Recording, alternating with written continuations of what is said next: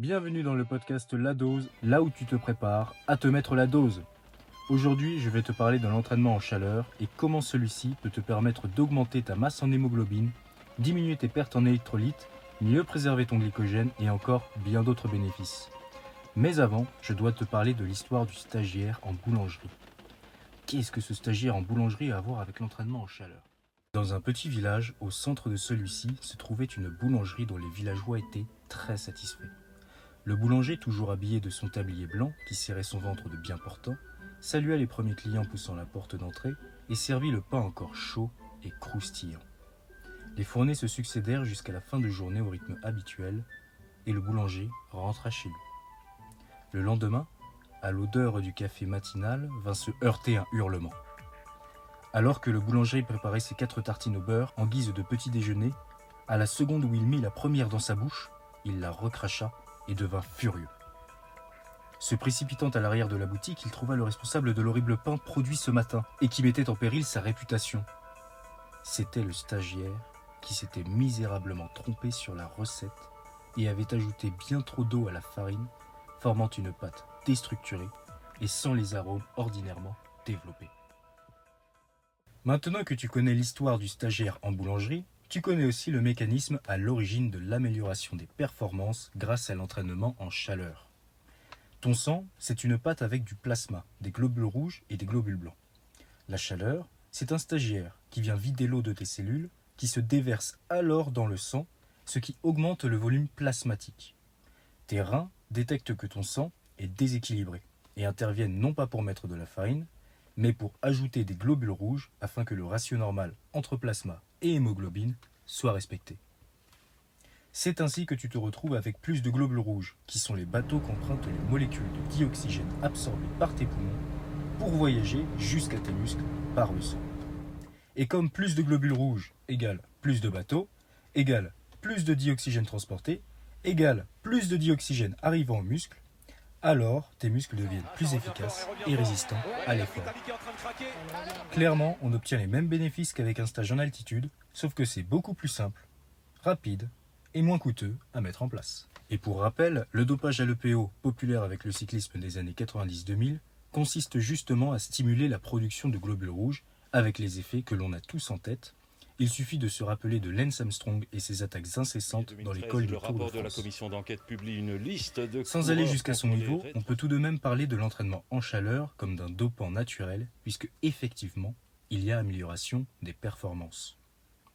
À titre d'exemple, la méta-analyse de Tyler et al. En 2016, The Effects of Heat Adaptation on Physiology, Perception and Exercise Performance in the Heat, montre que l'on peut espérer augmenter ses performances en moyenne de 23% sur un effort de temps jusqu'à épuisement et 7% sur un contre-la-montre. Pour imager, lors de l'étape 7 du Tour de France, contre-la-montre qui a eu lieu il y a 2 semaines, 7% c'est ce qu'il manque à Alexei Lutsenko, 34e de l'étape, pour passer à la première place devant Remco Evenepoel. 7%, c'est les 2 minutes et 13 secondes qui les séparent sur un chrono de 25 km. 7%, c'est énorme. Alors c'est très bien de savoir qu'en t'acclimatant à la chaleur, tu vas courir plus vite et plus longtemps, mais encore faut-il savoir comment faire, à quelle dose de stress thermique faut-il s'exposer pour obtenir des résultats. Globalement, tu peux considérer qu'il te faut 10 jours au total pour être acclimaté et voir des bénéfices. Donc à raison de 3 sessions en chaleur par semaine pendant 3 semaines, ou 5 sessions par semaine pendant 2 semaines, ou encore une session tous les jours pendant 10 jours consécutifs si tu es vraiment un bourrin. Bien sûr, tu peux descendre à un total d'environ 4 à 6 jours d'exposition minimum, tu auras déjà 80% des résultats. Ou alors, si tu prolonges davantage, autour de 15 jours au total, tu pourras maximiser les effets et les faire perdurer plus longtemps. Du côté de la nature des séances, 1 heure d'exposition à basse intensité est le repère de base. Tu peux commencer avec des sessions de 30 minutes en zone 2, zone 3 maximum, avec un RPE de 6 à 7 sur 10. Alors tu vois que le RPE est très élevé pour des séances à basse intensité, alors n'hésite pas à utiliser un capteur de fréquence cardiaque pour monitorer. Tu peux suivre cette règle, rester en dessous des 80% de ta FC max si tu n'as pas défini de zone cardiaque spécifique. Pour ce qui est de la haute intensité, c'est à éviter la première semaine.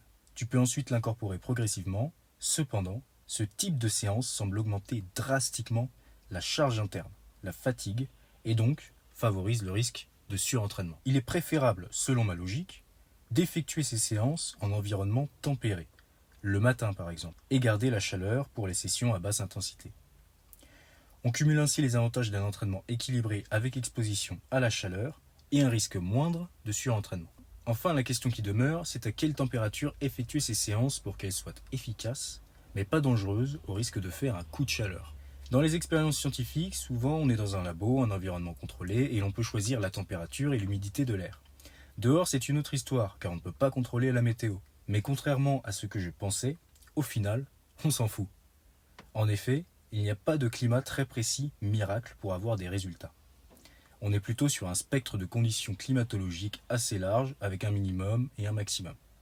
Pour que tu comprennes bien l'importance de prendre en compte la température et l'humidité, il faut que tu imagines l'air comme un verre d'eau. Quand il fait chaud, la température de ton corps augmente et le mécanisme de transpiration se met en place pour réguler ta température corporelle afin qu'elle reste dans des normes acceptables. La sueur qui apparaît sur ta peau s'évapore alors dans l'air, comme si tu versais de l'eau dans le verre.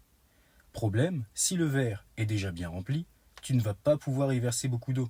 Eh bien c'est la même chose avec un air humide. Il empêche le transfert de l'eau dans ton corps vers l'air ambiant par la transpiration. Et si tu ne transpires pas, tu supportes moins la chaleur car tu rentres en hyperthermie. Donc tu comprends que 30 degrés à 50% d'humidité, c'est plus agréable que 30 degrés à 90% d'humidité. Il suffit de faire un stage dans des pays tropicaux et tu vas très vite comprendre. En parcourant différentes études, on trouve des protocoles à 40 degrés et 50% d'humidité relative, d'autres à 30 degrés et 50% d'humidité relative, ou encore j'ai aussi trouvé 38 degrés à 25% d'humidité relative. Bon, ça devient long et barbant, donc je vais te parler de la solution directe. Utilise l'humidex, un indice qui prend en compte la température et l'humidité, et effectue tes entraînements à un humidex compris entre 30 et jusqu'à 53. Attention quand même, à partir de 45, ça devient couillu. Le coup de chaleur n'est pas loin, c'est à éviter les 5 premiers jours d'acclimatation. Je t'ai mis le tableau, comme ça t'as juste à regarder sur ton téléphone la température et l'humidité le jour où tu t'entraînes afin de valider si les conditions sont bonnes ou pas. Et si t'as encore plus la flemme, alors tu peux considérer qu'avec une humidité relative autour des 60-70% en été en France, faire tes séances entre 30 et 38 degrés, c'est ok. Voilà, maintenant tu as les clés pour t'acclimater à la chaleur, et si tu veux le rester, sache que tu perds entre 2 et 3% de tes gains par jour de non-exposition. Donc au bout de 2 à 4 semaines, en fonction de ton exposition initiale, tu reviens à ton niveau préalable. Enfin, je ne t'ai pas trop parlé des mécanismes physiologiques qui aboutissent à faire par exemple passer théoriquement Alexei Loutsenko de la 34e à la première place sur un contre-la-montre. Mais c'est de la logique simple qui suit le principe d'homéostasie. Forcément en chaleur, tu transpires plus, donc ton corps s'adapte en diminuant le seuil de sudation, diminuant la quantité d'électrolytes perdus dans la sueur et augmentant la capacité maximum de sudation qui est limitée. Et oui, on a un stock d'eau limité dans le corps. En gros, tu supportes mieux la chaleur et t'as moins soif. De même, en augmentant la masse en hémoglobine, l'apport d'oxygène aux muscles est amélioré, ce qui leur permet de mieux utiliser le lactate, ce qui fait qu'on a moins besoin d'en produire, et comme le lactate provient de la dégradation du glucose, on en utilise moins, ce qui fait que l'on préserve ses stocks de glycogène. Le surplus d'énergie qui est alors disponible permet une augmentation de la force musculaire. On arrive au bout de ce podcast et j'ai une dernière question à te poser. Est-ce que 492 abonnés, c'est suffisant pour le contenu partagé ici ? Je te laisse méditer là-dessus, liker, partager et commenter le résultat de ta réflexion si tu veux aider la chaîne à grandir. Dans tous les cas, mets-toi la dose !